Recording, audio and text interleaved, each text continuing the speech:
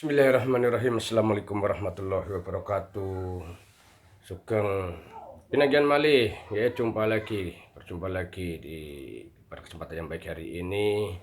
Sugeng rahayu rahayu rahayu, kinayungan panjang umur, rezeki berkah melimpah barokah kepada Anda saudara-saudari dimanapun berada. Kembali kita tengok-tengok cerita para wali ya, wali 9, melanjutkan kemarin kita sudah sampai pada Sunan Kudus, tapi di sini ceritanya lumayan panjang jadi kita menyambung, kita kelarkan, selesaikan untuk kesempatan hari ini ya. Semoga bermanfaat untuk kita semua. Di sini masih saya lanjutkan dari buku penerbit Putra Bintoro, yang di sini ada tulisan Ahmad Sodikin penulis, begitu mungkin. Jadi Ahmad Sodikin, Kisah Wali Songo, penerbit Putra Bintoro, teman. Nah, di sini sangat menarik ya, kita lanjutkan lagi di mana beliau berdakwah di Kudus itu seperti menempatkan seekor sapi di halaman itu ya. Lalu oke, kita lanjut untuk langsung saja, teman. Jadi kita lanjutkan untuk yang kemarin ya.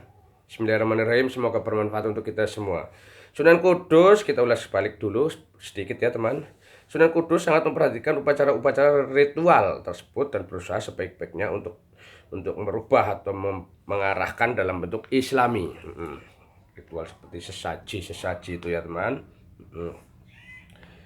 Dalam bentuk Islami. Hal ini dilakukan juga oleh Sunan Kalijaga dan Sunan Muria. Adat tersebut tidak ditentang secara keras oleh Sunan Kudus, melainkan diarahkan dalam bentuk Islami.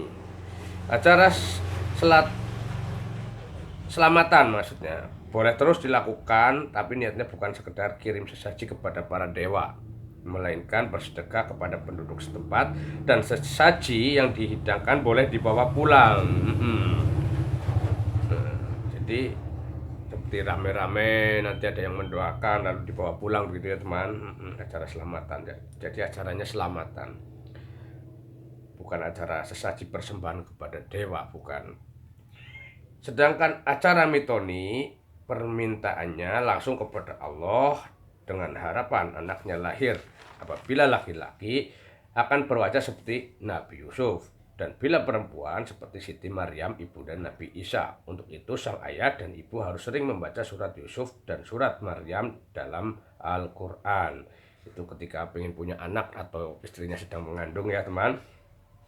Ketika pertama kali melaksanakan gagasannya, Sunan Kudus pernah gagal, yaitu beliau mengundang seluruh masyarakat baik ya yang sudah masuk Islam ataupun belum, untuk datang ke masjid.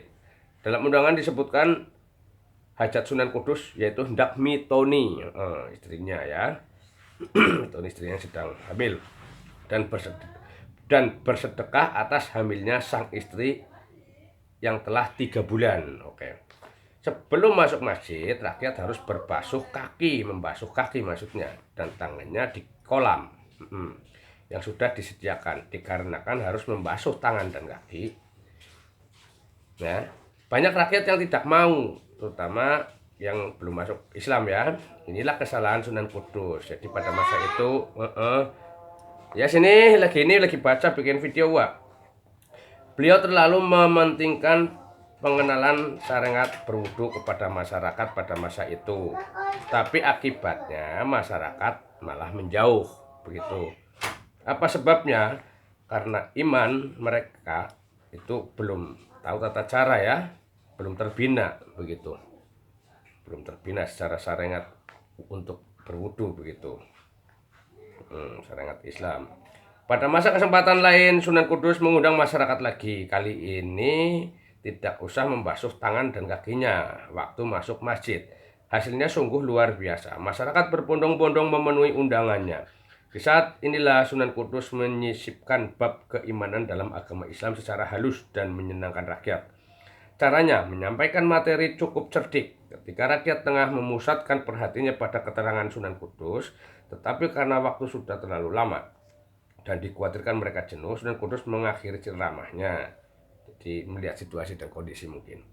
Dengan demikian Sunan Kudus berhasil menebus kesalahannya di masa lalu. Rakyat menaruh simpati dan menghormatinya. Cara-cara yang ditempuh untuk mengislamkan masyarakat cukup banyak.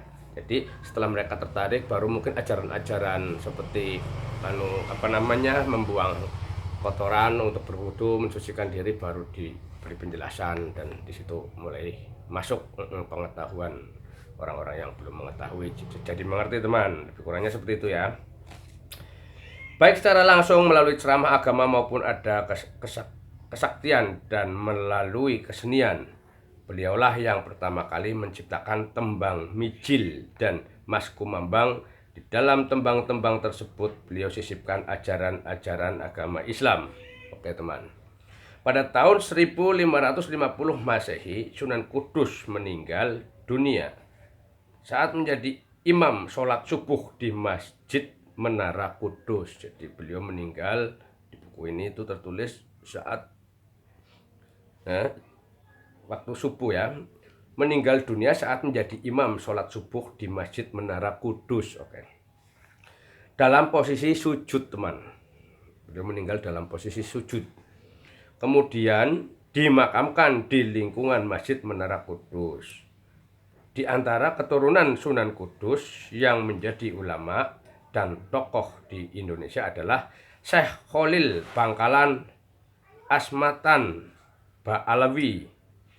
Ya, di situ tertulis Al-Husaini, Syekh Baharudin Asmat Khan Ba'alawi Al-Husaini atau Al-Husain mungkin ya. Jadi maaf kalau di sini saya salah lafaz begitu. Dan Syekh Sohibul Faroji Asmat Khan Ba'alawi Al-Husaini atau Al-Husain mungkin. Oke.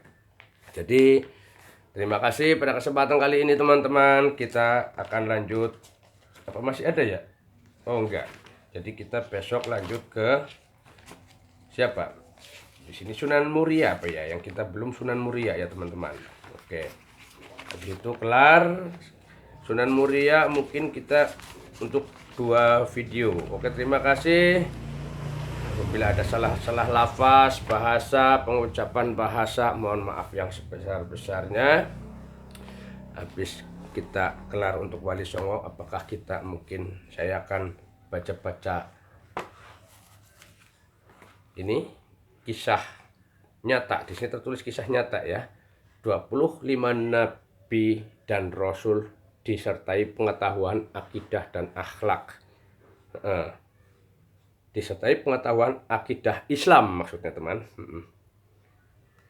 Yang ditulis oleh Cecep Ihsani SAG. Oke, penerbit mana? 2 Media. Ini pelajaran untuk zaman dulu nih, SD, SMP, sanawiyah, SMA dan umum ya. Kita umum ya teman. Ini siapa sih yang nggak pernah mendengar kisah para nabi? Pasti semuanya banyak. Kita sudah banyak sering mendengar dulu tapi mungkin lupa, jadi saya akan coba bacakan untuk Anda semuanya. Terima kasih, semoga bermanfaat pada kesempatan hari yang baik ini, dan di sini tidak bermaksud menyudutkan pihak manapun. Semoga bisa diambil intisarinya, bermanfaat untuk kita semua. Terima kasih. Wassalamualaikum warahmatullahi wabarakatuh.